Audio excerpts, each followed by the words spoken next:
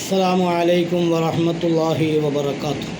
അൽഹംദുലില്ലാഹി വസ്സലാത്തു വസ്സലാമു അലാ അഷ്റഫിൽ റസൂലില്ലാഹി വഅലാ ആലിഹി വസ്വഹാബിഹിൽ ഫായിസീന ബിൽ അമ്മാ ബഅദ്.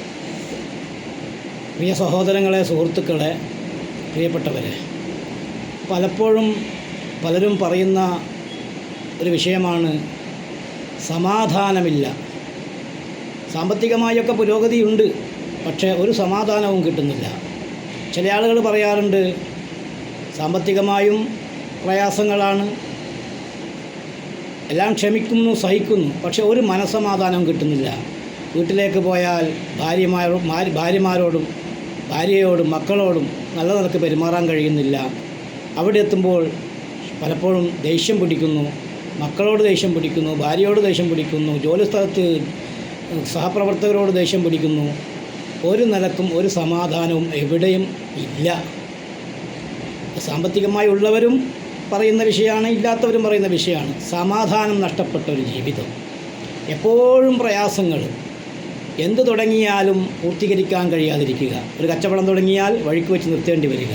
ഒരു വാഹനം വാങ്ങിയാൽ അത് വേണ്ടതുപോലെ ഉപയോഗിക്കാൻ കഴിയാതിരിക്കുക. കച്ചവട വസ്തുക്കൾ വിറ്റുപോകാതിരിക്കുക. അങ്ങനെ തുടങ്ങി ജീവിതത്തിൽ പ്രതിസന്ധികളും പ്രയാസങ്ങളും മാത്രം, എപ്പോഴും ഒരു സന്തോഷവും ഇല്ലാത്ത ജീവിക്കുന്ന ചില ആളുകളുണ്ട്, പാവങ്ങൾ. അത്തരം ആളുകൾക്ക് വളരെയധികം ഉപകാരപ്പെടുന്ന ഒരു നല്ല ഒരു അമലിനെ സംബന്ധിച്ചാണ് ഞാനിന്നിവിടെ പറയാൻ പോകുന്നത്. ഉപയോഗപ്പെടുത്താൻ ശ്രമിക്കുക. 99 ദിവസമെങ്കിലും ചുരുങ്ങിയത് കൃത്യമായി നിത്യമായി നിങ്ങളത് ചെയ്യണം. അതിനപ്പുറവും നിങ്ങൾക്കത് ചെയ്യാവുന്നതാണ്. അതിനിടയിൽ നിന്ന് പോകാതെ 99 ദിവസം കണ്ടിന്യൂ ചെയ്യാൻ പ്രത്യേകം ശ്രദ്ധിക്കുക. ഇത്രയേ ഉള്ളൂ. 5 വക്ത് നിസ്കാരങ്ങൾ, ഫർളായ നിസ്കാരങ്ങൾ ഖളാഅത്താതെ നിസ്കരിക്കുക. നിസ്കാര ശേഷം സാധാരണ ചെയ്യുന്ന എല്ലാ ദിക്റുകളും ഔറാദുകളൊക്കെ പൂർത്തിയാക്കുക.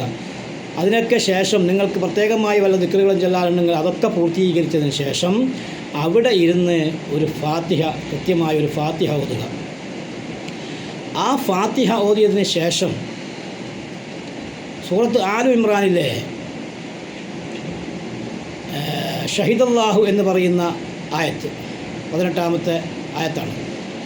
ഷഹിദല്ലാഹു അന്നഹു ലാ ഇലാഹ ഇല്ലാ ഹുവ വൽ മലായികതു വഉലുൽ ഇൽമി ഖായിമൻ ബിൽ ഖിസ്ത് ലാ ഇലാഹ ഇല്ലാ ഹുവൽ അസീസുൽ ഹകീം എന്ന ആയത്ത് ഒരു 11 വട്ടം അവിടെ ഇരുന്നിട്ട് ഓതുക. ചുരുങ്ങിയത് 11 വട്ടം, സാധിക്കാത്തവരൊരു 3 വട്ടമെങ്കിലും ആ ആയത്ത് ഓതുക. അതിനുശേഷം അതേ ആൽ ഇമ്രാനിലുള്ള മറ്റൊരായത്താണ് ഖുലില്ലാഹുമ്മ മാലിക്കൽ മുൽകി തുത്തിൽ മുൽക മൻ തശാഅ വതൻസിഉൽ മുൽക മിമ്മൻ തശാഅ വതുഇസ്സു മൻ തശാഅ വതുദില്ലു മൻ തശാഅ ബിയദികൽ ഖൈർ ഇന്നക അലാ കുല്ലി ഷൈഇൻ ഖദീർ തൂലിജുൽ ലൈല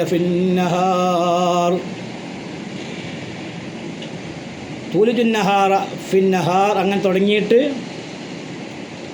ആ ആയത്ത് പൂർത്തീകരിക്കുന്നത് വരെ തുലുജിന്നഹാറ ഫില്ലൈലി വതുഖ്രിജുൽ ഹയ്യ മിനൽ മയ്യിത്തി വതുഖ്രിജുൽ മയ്യിത്ത മിനൽ ഹയ്യി വതർസുഖു മൻ തശാഉ ബിഗൈരി ഹിസാബ് എന്നതുവരെ 25ാമത്തെ 26ാമത്തെ ആയത്തും ഇതേപോലെ മൂന്നെണ്ണം ചുരുങ്ങിയത് 3 എണ്ണമെങ്കിലും ഓതുക. ഫാത്തിഹ ഈ 2 ആയത്തുകളും ഇങ്ങനെ ഓതിയാൽ ഇൻഷാ അള്ളാഹ് നിങ്ങൾ അനുഭവിക്കുന്ന എന്ത് പ്രശ്നങ്ങളുണ്ടെങ്കിലും അള്ളാഹു തആല തീർത്തു തരും. ഇത് പല കിതാബുകളിലും ഉള്ളതും മഹാന്മാർ നൽകിയതുമാണ്. അത് ഉപയോഗപ്പെടുത്താൻ ഓരോരുത്തരും ശ്രദ്ധിക്കുക. അള്ളാഹു തൗഫീഖ് നൽകുമാറാകട്ടെ.